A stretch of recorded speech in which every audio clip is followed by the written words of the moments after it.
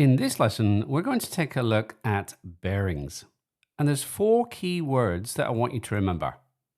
From, to, clockwise, and north. We go from a point to a point in a clockwise direction starting from north. I've got an example here. We've got point A here and point B. I've drawn a line between them. I want to find the bearing of B from A. So we're starting from A. And what we do from A is we draw in a north line. We just draw in a quick north line here. So we're going from A to B in a clockwise direction. So this is the bearing here, starting from north. Now to measure that bearing, we will need a protractor or angle measurer. Let me just bring one in. So here's my angle measurer. I can drop it on here. Now you could rotate this to make it a little bit easier. Let me go ahead and do that. So I'm measuring this angle here, and we can see that that is 63 degrees. So the bearing of B from A is 063 degrees. So we always give bearings with 3 digits. Let's have a look at an example question.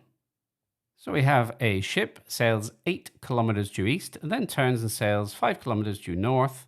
We have to find the bearing of the ship from its starting position. So a quick sketch always helps. So let's say we have the starting point here. And the first thing we do is we go due east for 8 kilometers to this point here. So this is 8 kilometers. We then head due north for 5 kilometers. So 5 kilometers here. And this is where we finish. We want to find the bearing of the ship from its starting position. So from here to here. Let me just draw in that line. The next thing to draw in is the north line. That is north. We find the bearing of the ship, which is now here, from its starting position here. So the angle we require is this angle here. Now this is a north line. Obviously we went due east and then we went north. So what we have here is a right angled triangle.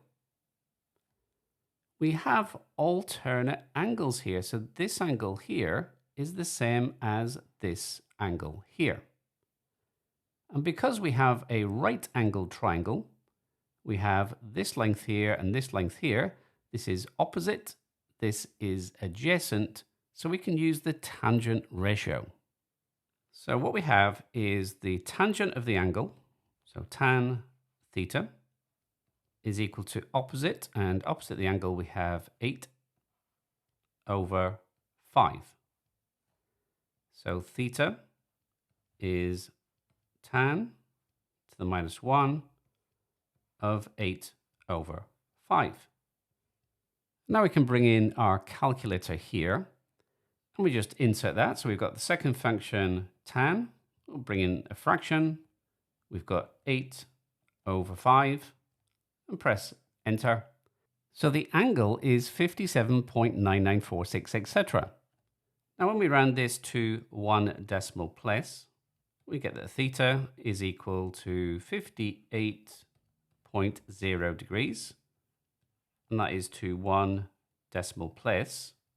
But we want the bearing.